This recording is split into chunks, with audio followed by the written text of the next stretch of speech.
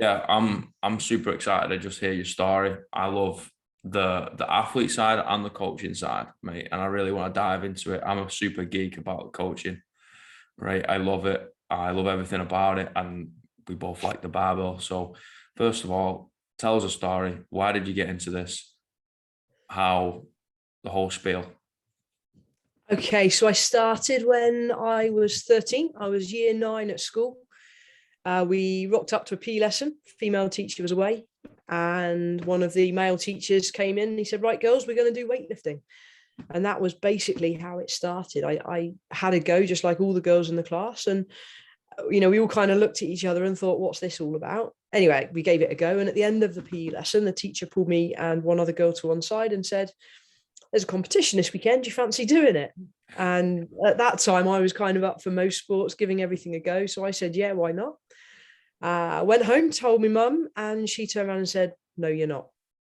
I said, and at that time, I was going through a bit of a rebellious stage. My parents are separated. And I guess as teenagers do, when your parents tell you one thing, you do the opposite. So come Saturday morning, I jumped on my bike, cycled the 7 miles to get to where the competition was being held, took part, went home with a trophy, and had to explain that to my mum. So that's kind of how it started. And it continued because, one, it gave me an opportunity to see my father more frequently.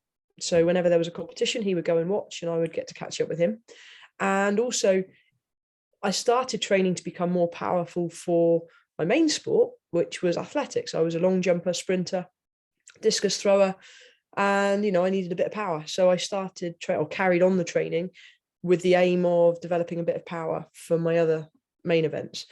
And at the age of, I think it was about 15 or 16, I had to make a decision whether I go to the British Senior Weightlifting Championships or whether I go and compete at the English Schools Athletics Champs. And for me at that stage, I looked at the two sports and thought, which one am I going to go further in?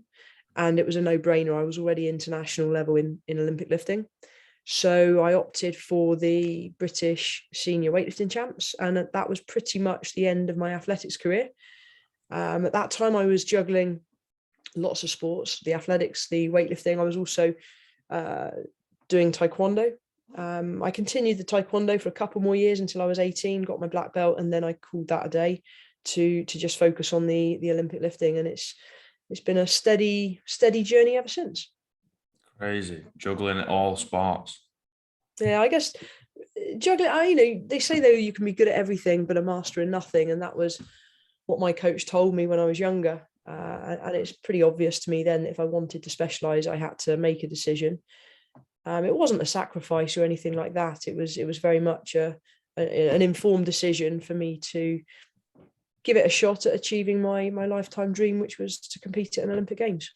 Mm-hmm. And I mean, you are getting super specialized with the Olympic lifts, right? Like you've got 6 lifts to do every 4 years with a crap ton of training in between. But at the end of the day, you're going to lift that barbell 6 times, and yeah, it's super niche. And I'm super blown away that a teacher came in and was like, right, we're going to do something called weightlifting, because that doesn't happen in the UK, right?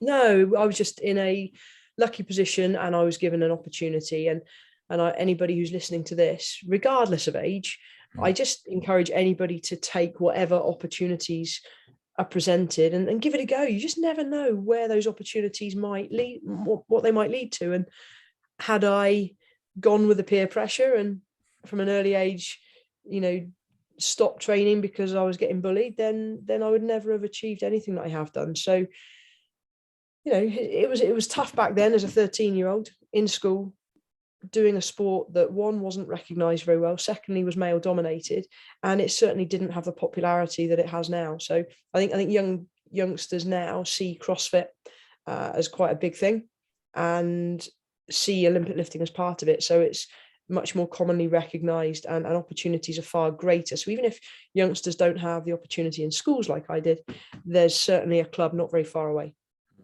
So let's dive into the young females in strength dominated spots, right? Because you see a massive drop off right between, let's say, 13 or 16 in skills of sport in as a whole, never mind strength, but dominated gym, dominated sports. Like, why do you think that is, and how would you go about tackling that issue? I mean, I've come from a teaching background, so I've seen it firsthand. I've coached many, many talented youngsters, Yeah. and quite right, that those teenage years when there's peer pressure, when youngsters start going out, when they start finding alcohol, they start experimenting with sex and all of that kind of thing. It's that's typically the age when we lose youngsters. So that post-school gap, when youngsters leave school, transitioning between college or employment, it's a very difficult transition to make. And I think schools simply don't set youngsters up for that transition. They give them opportunities in school, and typically those opportunities are very much team-based. And you look at when a youngster leaves school, instead of just having it provided like the school clubs are, they then have to go and find a team to become a member. And in some locations, depending on where you are in the world, there just aren't teams. So suddenly you may have somebody who's very talented in a sport, but then doesn't have the opportunity beyond school. So there's a huge drop off just because of that. And I'm of a personal view that, give youngsters the opportunity to do team sports, but also give them opportunities to do individual sports. I think all youngsters should understand or have experience of going to a gym and learning how to use equipment, because how daunting is that when someone leaves school going into a public gym and knowing what to do? That's a pretty big step. And I think there's a big drop off. And then it typically, I guess, mid-20s, particularly with females, when there's that, oh, I need to get in shape. I'm maybe putting a bit of weight on, or feel like I don't have the body shape that I want. And that's generally when people start to get back into it. So there's a lot of people that have that drop off and do come back to sport at a later stage. But I think schools could do a lot more in preparing young people for that transition, giving them more independence to take responsibility for their own health and well-being. Yeah, I think so too. Like, I've always wished that we had a gym associated with every high school, and you have some sort of, whether it's internal or external, it doesn't matter, a strength and conditioning coach, right? Where it's like everybody gets taught how to use the free weights, the machine, that basically, a gym 101, right?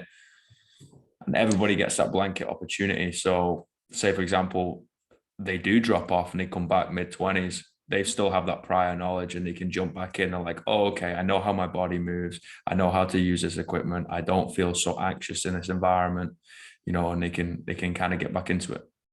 Yeah, we've done a lot of work in schools.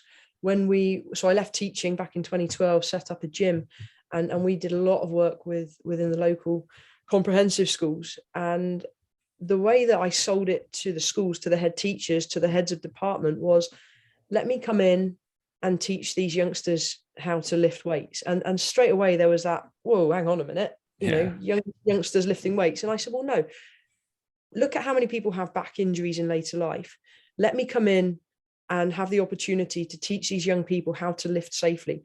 And if the only thing they learn how to do is bend their knees, keep a straight back when lifting a bench or when lifting a box, then happy days. So I used lifting in schools to teach a life skill. Everybody has to lift. And when you put it to a head teacher that way, it's very easy to get into schools to sell it. I'm so grateful you said that, to teach life, because that's all we do. We just use the medium of fitness, right? Or more specifically, a barbell. We teach life. Like, coaching kids is one of my fortes. It's where I thrive. I love coaching kids between the like 12 to 18 range. And that's all we're doing. We're just trying to guide them on a path of like life, rather than, oh, okay, no, you're going to be a professional athlete. It's like, no, because like 0.1% is going to do that. Everyone else still needs to learn life lessons through the medium of sport, fitness, barbell, whatever it is, right? We use something physical to teach them a lot more than just something physical. 100%. So, in terms of females, right? How do we keep them more in sport?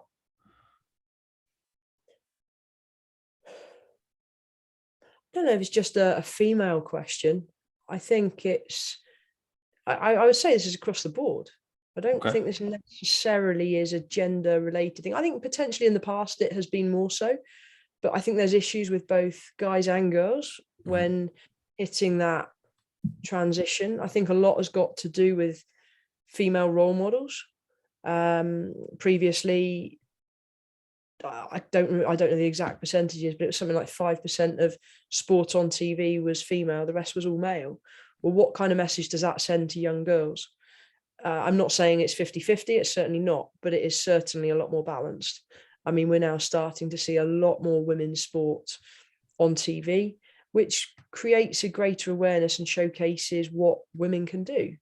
And I think as that starts to evolve, hopefully over the next decade, and continues to be more of a level playing field, then you're going to get more young girls aspiring to what they see their role models achieving.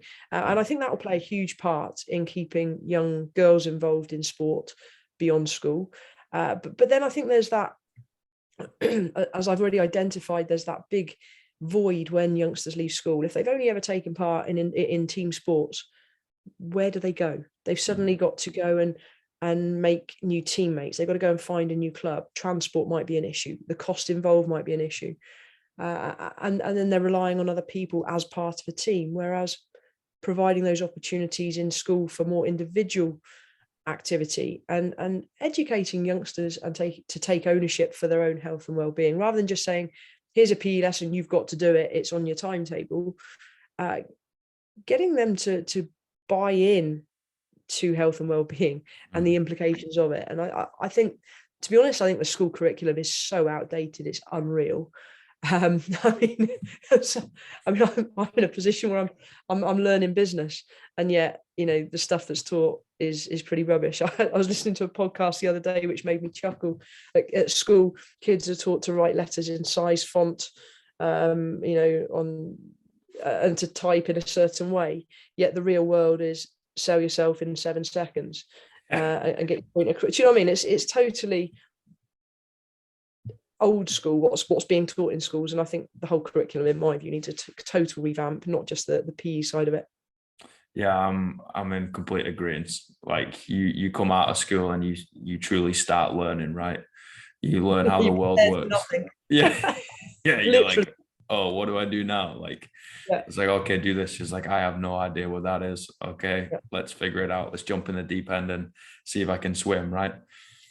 It's like if we'd ride our bike with stabilizers on all the time. Sometimes you're gonna have to take them off, mate. Yeah, totally. And like, even now, I mean, my business is built around social media these days. Yeah. I rewind 4 or 5 years. Social media, what's that? I never used it. Yeah, yeah, But yeah. I saw where things were going, and I jumped in when I did, and it's taken time. But are there lessons on how to use social media? I think that's huge. I think that's a huge part of the real world as we know it today. Yeah, Whether we agree with it or not is another matter. that's true. Like, it's gonna go wherever it's gonna go, right? Whether we like it or not, it doesn't matter. Right. There is no opinion in that. It just goes where it goes, and it's free marketing at the end of the day. 100%. So talk to me a little bit about your business. Like, how did that start? Why did you branch out of skills and wanted to open a gym and go private? Sure. So I always had an ambition from a young age to go into teaching. My father was a PE teacher, and it was, for me, just a natural progression. And again, the school system doesn't set you up to educate you on what is available. I was just driven or persuaded or pushed in that direction because of the history within our family. I was in teaching for 11 years. I stepped out in 2012. Why? Because I'd had enough of the politics. Excuse me. There's so much BS that goes in behind the scenes. And I can say that now because I'm not accountable to anybody. Yeah. But the hierarchy and the dictatorship and not allowing you, that I wasn't allowed. I didn't feel like I could pass on my experience and educate young people to do what we're saying here, which is really leave school with the skills to be able to carry on. It became more about assessing every single lesson. It became more about writing reports. I was writing reports on kids I didn't even know. Like, you didn't even have time to get to know the young people, because every lesson there was some paperwork that had to be done, and it was just tedious and rubbish. I went into teaching PE because I wanted to educate young people on how to be fit, active, and healthy long term. So one of the reasons I stepped out was that, combined with the politics within the school. I did not want to be told what I could and couldn't do. I felt like I was being held back as a teacher. Yeah. So we made the decision to step out and set up our own gym, which is what we did. We moved to Wales, relocated, literally started again, and yeah, went into business with no business experience. That was a fun one. And I remember, it's funny, we have this conversation now thinking how school doesn't prepare you, and quite rightly so. I hadn't got a clue. Yeah. And the next 4 or 5 years for me were probably the steepest learning curve I have ever had. And I made a lot of mistakes. We went into business a little naive, as I'm sure a lot of people do. We didn't fail. We certainly didn't fail. We created a hugely successful gym. But we made the decision to step away from that in 2016, 2016, I think, or maybe 17, when the numbers weren't going in the right direction. We were working all hours godsends. I think we were doing like 96-hour weeks at one point, and we didn't even have time to commute to travel home before we had to be back in the next morning. So there were twice a week we were sleeping at the gym, and it was just becoming unhealthy, and we weren't getting to spend any quality time together, and Sinead and I were just passing on shifts and missing each other. So we decided that for our long-term health, we wanted to do things differently. We wanted to set up a family. So we relocated again. We've now got a facility at home, which actually is funny because what we're doing now is about the only thing. It's the one thing that's working really well from a business point of view, but never had a business plan for. So spend all these months working on a business plan for setting up the gym. And what was that for? That was a paper exercise. Whereas we're in the real world now, scrambling as we go and continuing to learn and evolve. And I think now we're in a really great place where we've got 2-year-old twin boys. We've got another one due in just at the end of June. So family life is crazy. We're self-employed, so we call the shots, not accountable to anyone, and we can do things when we want at our own pace. We can push as hard as we want. We can go on holiday when we want, and it's stressful because at the end of the day, if we're not working, we're not earning. But it's given us the freedom to do what we want. I've got lots of ideas. My brain now is working totally differently to when I was a teacher. Now I find it very, very hard to switch off, which is not necessarily healthy. But I'm very driven, as I was with sport. If I've got a goal, I'll keep pushing until I achieve. That's it. Like that. I mean, it's a double-edged sword. There's a positive and negative in there. Trying to switch off and finding it difficult too is obviously can be a bad thing. However, you can see the passion in your eyes as you're talking. And if that means you've got to work a little bit longer within the week, then so be it. That's a valuable trade-off for me. It's like you work for yourself. Okay, yeah, granted. Yeah, you might put in a little bit more hours. Yeah, cool. You got the stress. Yeah, great. But if you're fired up and you love what you're doing, it's a no-brainer. Yeah, it is a no-brainer. I mean, there are certain boundaries that I would say we've set or have been imposed on me. And yeah. I think that's necessary as well, especially now having a family. Yeah. At the end of the day, family comes first, full stop. And I think my clients understand that. If something comes up, then they know that I've got to go. It is what it is. And they're the kind of people as well that I want to work with. It's the clientele, that the kind of people that I thought I wanted to work with as a coach has changed considerably since stepping out of teaching. When I was a teacher, I was ruthless in talent identification. I wanted to find youngsters with talent. I wanted to find youngsters that had potential to go far. And I did. I found I had about best part of 20 youngsters go on to compete at international level while I was a teacher. But I stepped out of that, set up the gym, had the same mindset, had the same attitude. And through different events that unfolded, actually my focus has changed, and now I just want to help people move well with a barbell. Yeah. And I would say 99% of the people that I'm now working with are CrossFitters, are recreational lifters, are people that have aspirations to move better and are frustrated with where they're currently at. Maybe we'll never go on and compete. Maybe we'll certainly never go on to a high level, but they're passionate about what they're doing. They see the health benefits.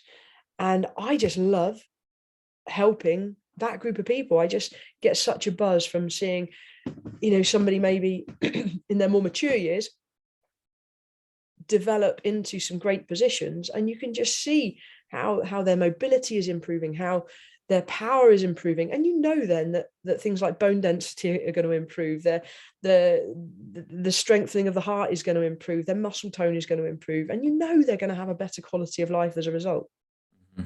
And the massive smile on their face, that's what does it for me.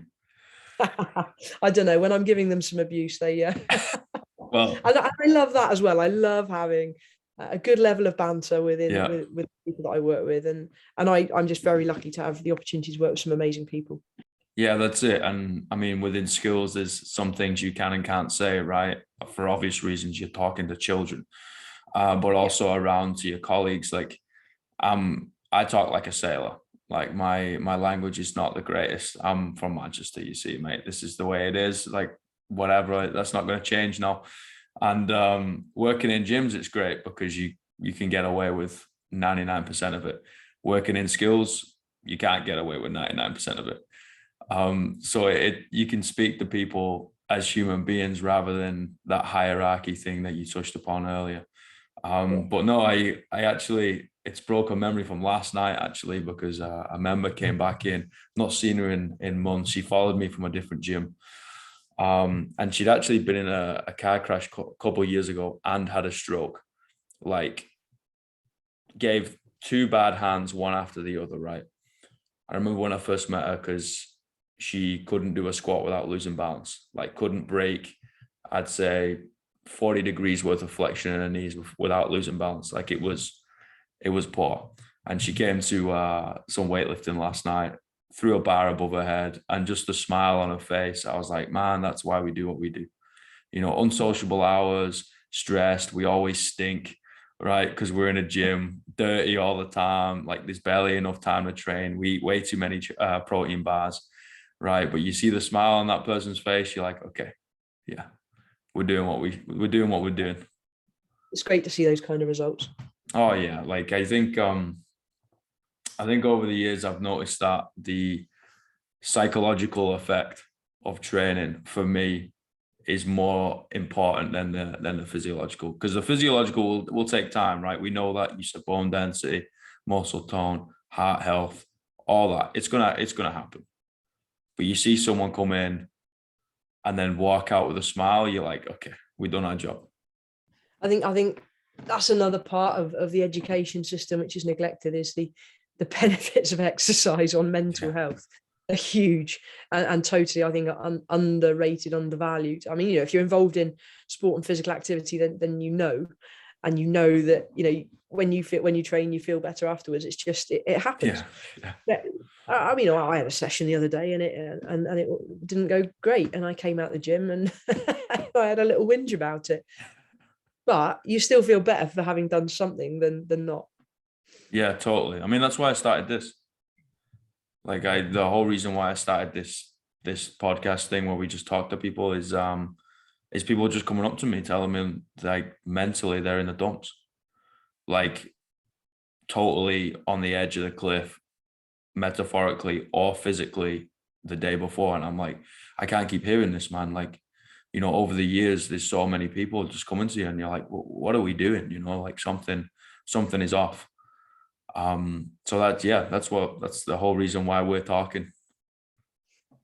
Just a little bit of life experience, right? Just meet people and then you get them moving around. And they love it, mate. Like coaching is a special gift. It's a lot of fun. It's a lot of fun when you get to work with special people. I got some very special people I work with. What's the most difficult experience? We'll call it experience. We're not going to single anybody out. You've had coaching.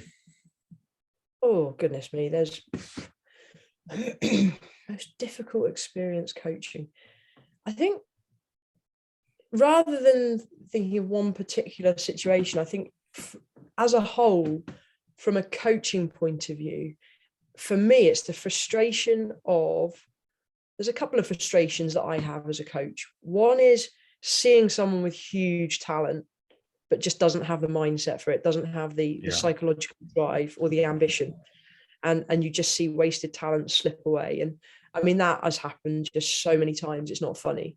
But then, I mean, how many times do you hear people in later years say, oh, I could have done that, I could have gone on and represented my country?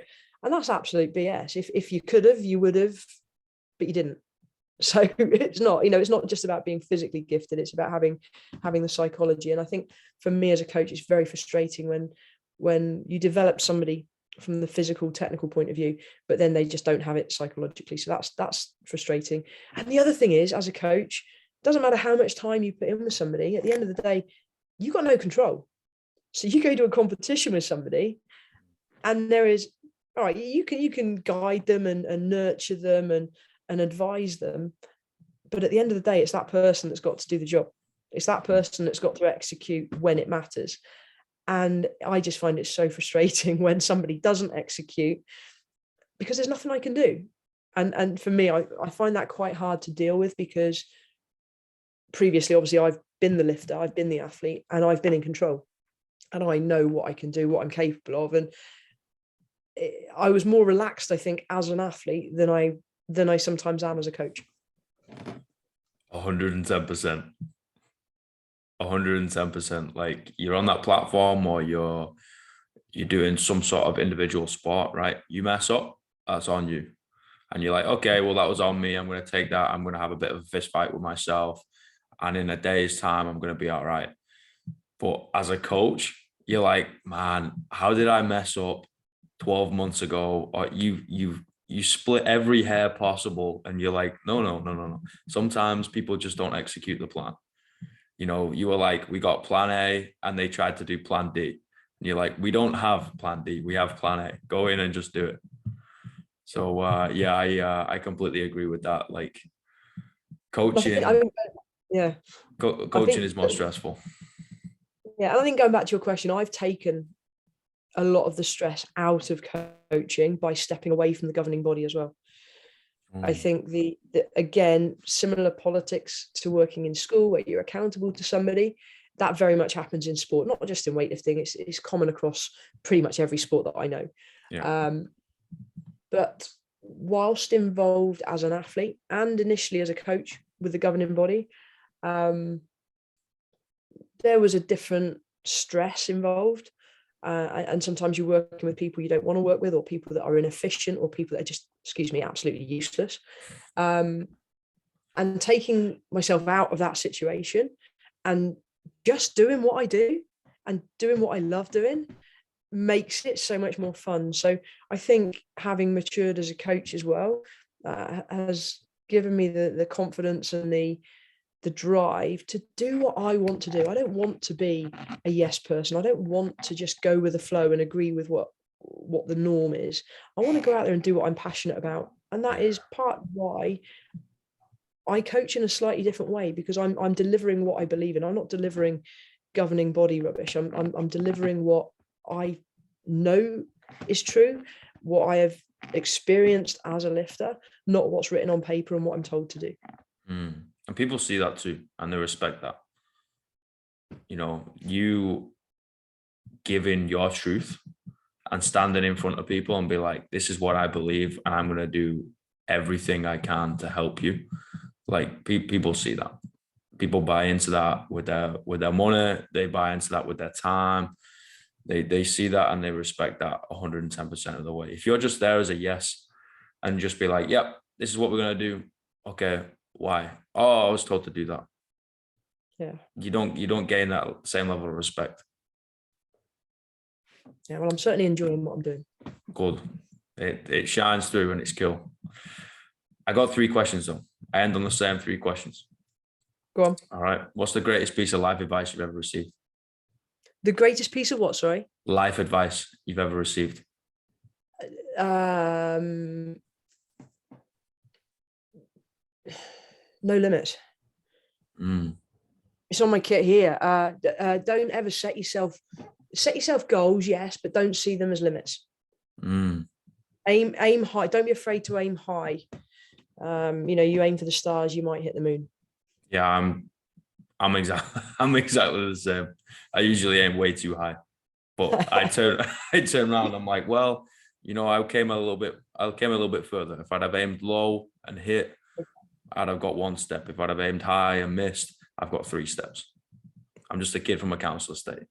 Aim high. Last one, second one. What's the worst piece of life advice you've ever received? I don't know. The first thing that came to mind then was when someone says you can't do something. Don't listen to someone that says you can't. Surround yourself by positive people. You got one negative is going to bring you down and sap the life out of you. And I'm not going to say who in my circle, but this person is in my circle has always said, no, don't do that. Don't set up a gym. Don't take that risk. Whereas for me, it's like, well, if I don't try, I'll never know. So I guess that's the worst bit of advice I've been given, because every time I've gone for it, I've proved that person wrong. I agree. 3 words you'd tell your younger self? I'd tell my younger self. Yeah. Oh, 3 words. Okay. Three words. Follow your dreams. Oh, damn. That's beautiful. That's all I did. I'm nobody special. I just had a dream. And you followed it to the end. That's it. Amazing. Michaela, thank you so much. No worries at all. It's been an absolute pleasure. Thanks. I appreciate your time. Go look after the little ones. I give them a high five for me, and better be asleep. they'll be getting up to mischief. They heard a weird noise. It was like, don't go blaming it on me now. No, I appreciate it so much. And I don't know, if you ever wanted a holiday on the other side of the world, somebody who's living in Middle Earth. I'd love to come back. I've done New Zealand. We did it after the Commonwealth Games in Gold Coast 2018, and it was incredible. Yeah, beautiful country. Yeah, it's a great time, mate. It's a great time, especially you drive 20 minutes out of the city, and there's nobody around. Yeah, it's a little bit of a contrast. I highly recommend New Zealand to anybody who fancies a bit of traveling. But we gave it 3 weeks as a minimum. Oh yeah, you can't come over here for a weekend away. No. It'll take you a weekend to get you. All right, I appreciate it so much. You have a great day. No worries. Take care. All the best. Thank you. Chat soon. Bye, everybody.